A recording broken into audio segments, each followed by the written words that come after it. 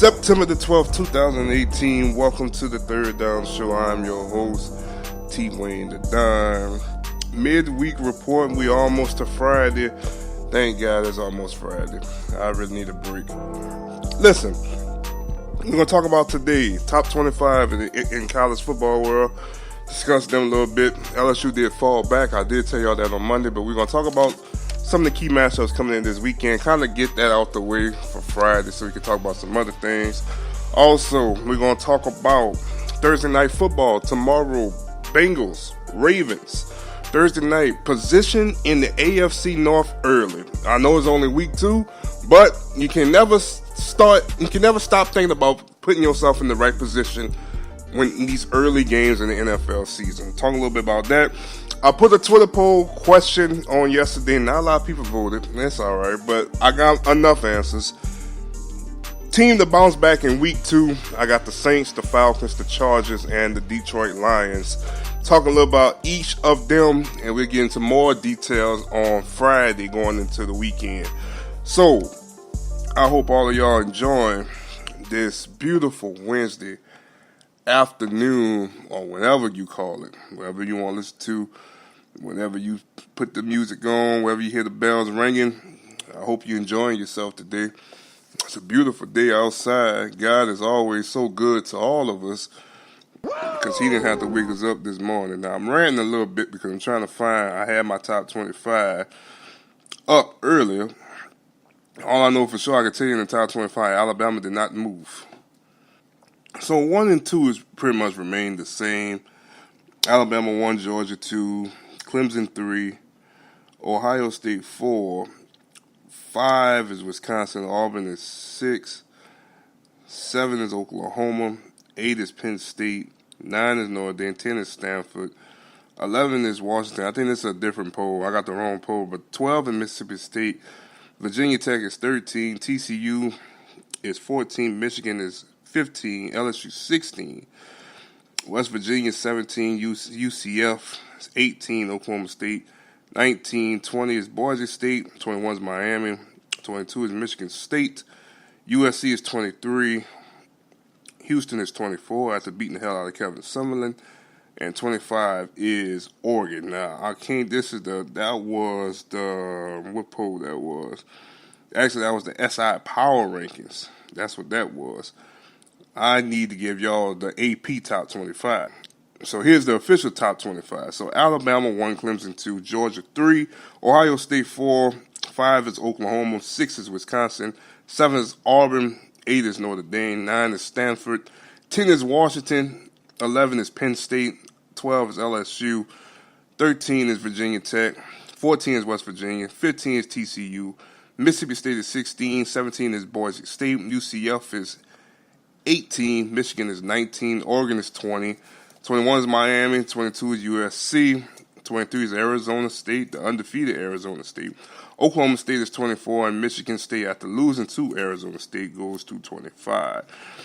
Teams that did receive votes, just notable votes, I'm talking more. I see Utah got 92 votes, but I'm not really worried about them too much. I'm looking at A&M that got 90 votes. Houston, who got 32 votes with a big win over the weekend. Kentucky, that got 19 votes, finally beating Florida over the weekend, and et cetera, et cetera. South Carolina got 2 votes. For the first half, they tried, but then they just fell apart. So let's talk about some of the matchups that's going to happen this weekend in the top 25. I think some of the top biggest matchups this weekend will be off the jump, LSU and Auburn. Get into a little bit more details about that after I come back and rant. Another one, I like Oklahoma State and Boise State. I do like that one. I want to see top 25 matchup. It should be a good game between these two schools that are trying to climb up the ramp. Both undefeated. Oklahoma State is a 2-point favorite, 2.5-point favorite to win this game. Texas USC. I think Tom Herman, I just heard this on ESPN this morning. Paul Feinbaum was talking about coaches who are already on the hot seat. And he made a comment about Jim Harbaugh. He said Harbaugh he really haven't adapted well to the college game yet. He's been there, I think this is his 4th season at Michigan, and he still haven't adopted yet. So Harbaugh it might not work out well with Harbaugh in Michigan. It might not be where he needs to be. He might need to go somewhere else. I already said, if Dallas have a bad season, I think Harbaugh need to go to the Dallas Cowboys, if you ask me. So he said Harbaugh might be on the lookout. Then he talked about Kevin Summerlin. Kevin Summerlin, who at this point in the game lost to BYU. He got blown out by his former team in Houston, and he's not giving nobody nothing to sell when he got Herm Edwards on the other side at Arizona State balling, got him in the top 25, being competitive. He's on the hot seat. Then they talk about Tom Herman. Tom Herman, head coach for the Texas Longhorns. Remember, they got rid of Charlie Strong. Nothing was wrong with Charlie Strong. We ain't got to get into the politics of Charlie Strong, but Texas haven't been good football-wise in a couple of years. It's the truth. They haven't been good since they knocked out Colt McCoy, when Alabama just stole all their joy. And I'm going to be honest with you, it's kind of funny. And I can say this because it happened to me. When Alabama just sucks your life away in a championship game, you really don't recover back too well the following years. What they did to Texas. Texas really haven't been too relevant over the last almost 10 years now. Look what they did to LSU. LSU went down the field. LSU really can't still beat the Cats. To this day, since they didn't beat them since the game before the national championship game, back in 2011. Notre Dame haven't been back on the championship stage since. The only team to go back to the championship stage was Clemson, because Clemson had the right amount of talent to compete with them boys at the time. And I think Georgia got the same amount of talent to do that as well, if you ask me. Sad to say something about Nick Saban teams. Look when he beat Oklahoma when he was at LSU. It took a while for Oklahoma to get back on the stage of the national championship. It just got back this past year, competing for it. Nick Saban just takes the life out of people. He really do. He takes the life out of people. So Kevin Summerlin's on the hot seat. Tom Herman's definitely on the hot seat, because he got to come up and perform. If y'all got rid of Charlie Strong so fast, I want the same amount for him as well. Big game. I think it's a must-win for him. It's definitely a must-win. It's at home. It's a must-win. TCU, Ohio State, big matchup. After this game, Urban Meyer going to be able to return to the sidelines. He's been with them at practice, but he cannot coach during the game. They on the road in Texas at Texas Christian. Ohio State is a 14-point favorite to win this game. We will see. So let me go back to LSU and Auburn. I have a full report on them on Friday show. I'm just want to see, once again, I said this before, the conservative role that they play these last couple of weeks between Miami and Southeastern. They're not really showing me something that I could really be like, okay, we're going to be all right. We got a long way to go before we really say, well, we can beat some of the better teams in the SEC. Auburn's on the road trying to get back to the national championship, get back in the national championship picture. Number 7 team in the country, they right there on the cuffs. Early games matter in this situation, just like in the NFL, like I'm about to talk about. Early games matter. So this is what I want to see. I think these are the better matchups this weekend. We will get into more about Auburn and LSU going into Friday. Don't really have too much written up about them right now, but we'll cover them later on Friday afternoon or morning or whatever. So, all right. Week 2 matchups kick off tomorrow, Thursday Night Football, Ravens, Bengals. Early position in the AFC North. I say that because they got so much other controversial stuff going around in the division. Cleveland still haven't won a game yet. And also Pittsburgh still with the Le'Veon Bell situation, who still has not showed up to Pittsburgh facilities yet. I might touch him later on in the day. I really might touch him later. I might touch Le'Veon Bell after this weekend. If Connor have a good game, I'm going to start talking about Le'Veon Bell after this weekend. So what this means, both teams are undefeated. The Ravens did. The Ravens beat the hell out of Buffalo this past weekend. And the Bengals actually had to come from behind and win the game against Indianapolis Colts.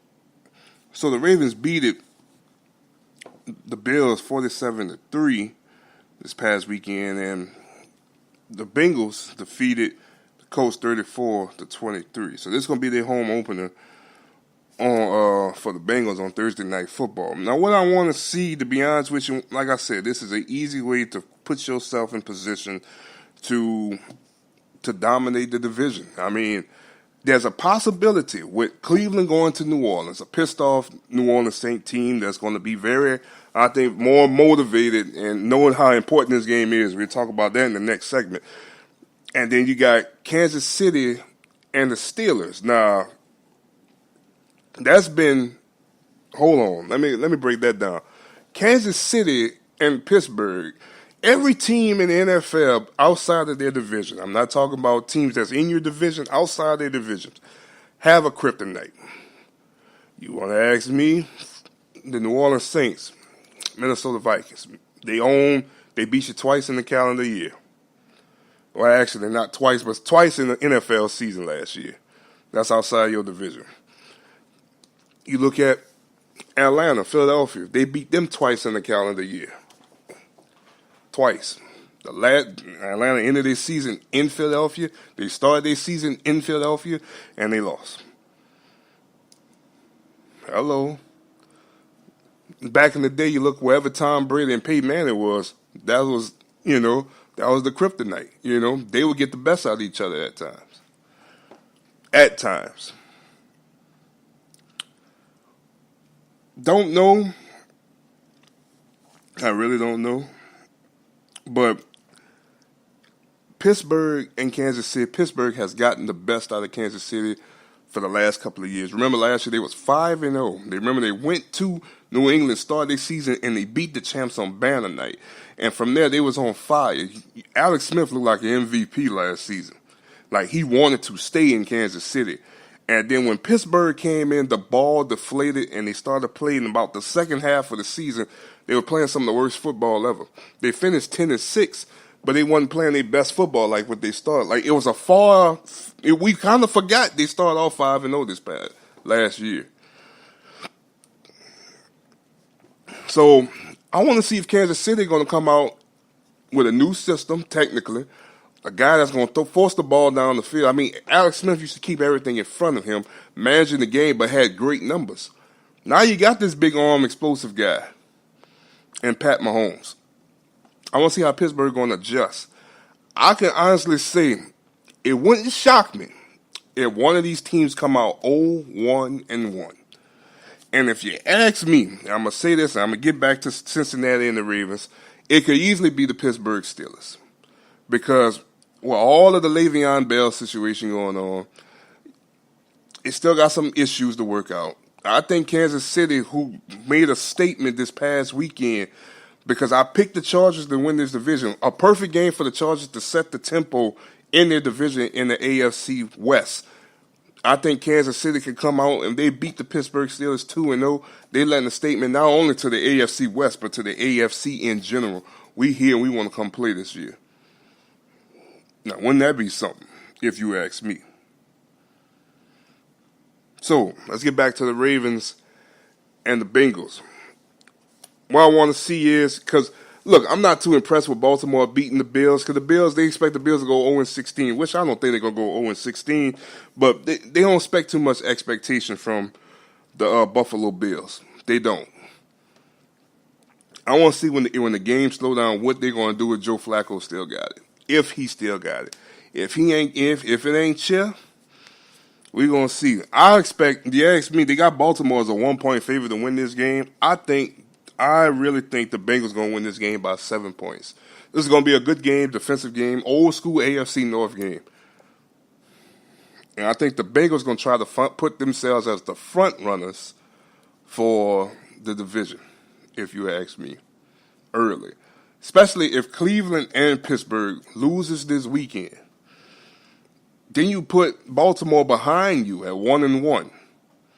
You 2-0. I mean, you kind of setting yourself apart early on the rest of the teams that's kind of behind. we'll talk about that sometime later on. Let's talk a little bit about the injury report.